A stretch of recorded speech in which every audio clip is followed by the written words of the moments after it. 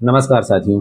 जिस तरह से जियोपॉलिटिकल टेंशन बना हुआ है और पूरी दुनिया में वॉर की संभावनाएं लगातार बनी हुई हैं और जब तक ये ट्रंप हैं तब तक ये लगातार चलता रहेगा।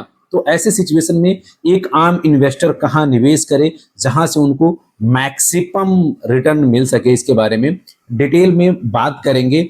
और वो कौन कौन से ऐसे सेक्टर हैं जो बूम में रहेंगे अगले 3 से 4 सालों में, उसके बारे में भी डिटेल में बात करेंगे साथियों। सबसे पहले बात करते हैं डिफेंस सेक्टर की। डिफेंस एक ऐसा सेक्टर है जो स्पेशली इंडिया के लिए बहुत अहम हो जाता है, क्योंकि इंडिया पाकिस्तान, बांग्लादेश और चाइना से घिरा हुआ है। अगर पाकिस्तान का बस चले तो किसी टाइम बम और मिसाइल इंडिया के ऊपर दाग दे। लेकिन इंडिया ने अपने डिफेंस सेक्टर को पिछले कई सालों में बहुत ही जबरदस्त तरीके से मजबूत किया है। और जिस तरह से FY 26-27 का $86 बिलियन का बजट है इंडिया का, और आने वाले टाइम में अगर ये 15 से 20% बजट बढ़ता है तो 3 से 4 सालों में $150 बिलियन का हो जाएगा, जो एक बहुत ह्यूज बजट है साथियों। तो डिफेंस का सेक्टर बहुत बूम पर रहने वाला है। जियोपॉलिटिकल लगातार चलता रहेगा, साथ के साथ वॉर की सिचुएशन बनने की संभावनाएं हैं। मैंने आपको बताया जिस तरह से पाकिस्तान, चाइना और बांग्लादेश का गठजोड़ है, और साथ के साथ अमेरिका भी चाहता है कि लगातार वॉर की सिचुएशन बना रहे, जिससे उनके डिफेंस इक्विपमेंट लगातार बिकते रहें और अदर जो इमर्जिंग इकोनॉमी है उनका ग्रोथ रेट स्लो होता रहे, तो जिसका इम्पैक्ट ज़्यादा से ज़्यादा इंडिया के ऊपर पड़ेगा। तो आने वाले टाइम में जिस तरह से अगर आप 2025 की स्पेशली बात करोगे तो एक साल में इंडिया का जो डिफेंस इक्विपमेंट था वो 21,000 करोड़ का एक्सपोर्ट इंडिया ने किया है। और आने वाले 3 सालों में इंडिया का जो टारगेट है वो 45,000 करोड़ से लेकर के 50,000 करोड़ तक का एक्सपोर्ट करने का है। तो इंडियन जो डिफेंस कंपनी है, जो डिफेंस का प्रोडक्ट बनाती हैं, उनमें आने वाले 3 से 4 सालों में बूम लगातार बना रहेगा। इंडिया, फ्रांस, अमेरिका, रसिया से डिफेंस इक्विपमेंट बाय करने के अलावा ज़्यादा से ज़्यादा खुद प्रोड्यूस करना चाह रहा है और उसको एक्सपोर्ट करना चाह रहा है, जिससे गवर्नमेंट का रेवेन्यू भी जनरेट होगा और डिपेंडेंसी भी कम होगी साथियों। तो आने वाले 2029-30 तक डिफेंस सेक्टर में ये लगातार बूम बना रहेगा। साथ के साथ अगर आपको लगता है कि ये जानकारी आपके इन्वेस्टमेंट के पोर्टफोलियो में वैल्यू ऐड कर रही, तो चैनल को सब्सक्राइब करें और लाइक करना ना भूलें साथियों।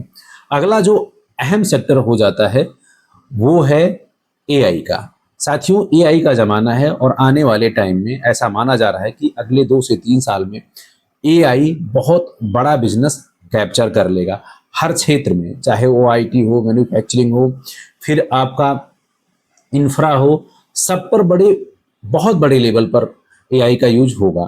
तो ये AI के स्टॉक आने वाले टाइम में बूम में रहेंगे और उनमें जो कंपनीज इन्वॉल्व हैं, चाहे वो गूगल जेमिनी हो या फिर इंडिया की बात करें तो इन्फोसिस, टाटा एलेक्सी या अदर जो कंपनीज हैं, चाहे मेटा हो, इन सब के स्टॉक में आने वाले टाइम में बूम रहने की पूरी संभावनाएं हैं, क्योंकि ज़्यादा से ज़्यादा जो कॉर्पोरेट है वो AI की तरफ मूव कर रहा है। मैन पावर से AI कहीं ज़्यादा एक्यूरेट, ज़्यादा एफिशिएंट और ज़्यादा प्रोडक्टिव है।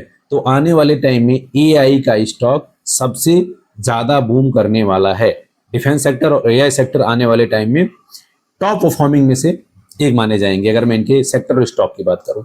और जो मैं तीसरे स्टॉक की बात कर रहा हूं वो है साथियों कैपिटल और एसेट्स मैनेजमेंट। अगर आप अभी करंटली बात करोगे तो स्पेशली इंडिया में कैपिटल मैनेजमेंट सिर्फ 6 से 7% हाउस होल्ड ऐसे हैं जो कैपिटल मैनेजमेंट करते हैं और अच्छे से इन्वेस्ट करते हैं।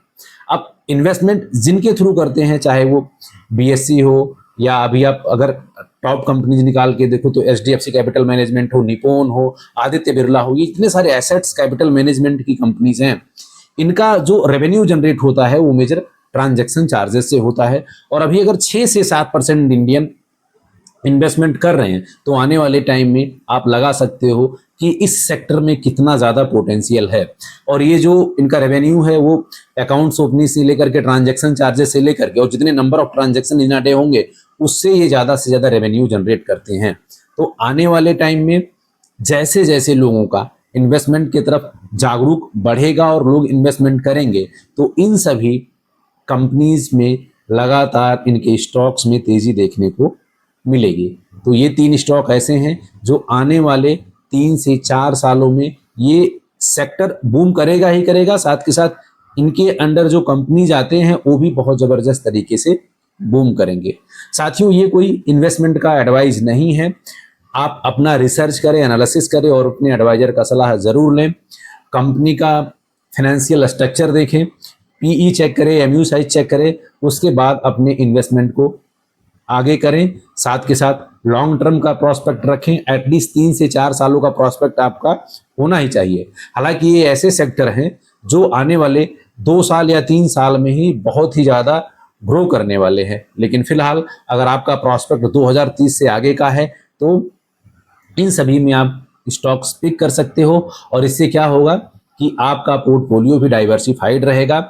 सेफ इन्वेस्टमेंट के साथ साथ आपके पोर्टफोलियो को हमेशा डाइवर्सिफाइड करने का चांसेस लेकर के चलना चाहिए। तो उम्मीद करता हूं कि ये जो जानकारी है आप लोगों को अच्छी लगेगी और आपके इन्वेस्टमेंट में वैल्यू ऐड करेगी।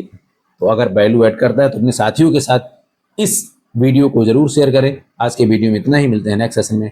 Thank you.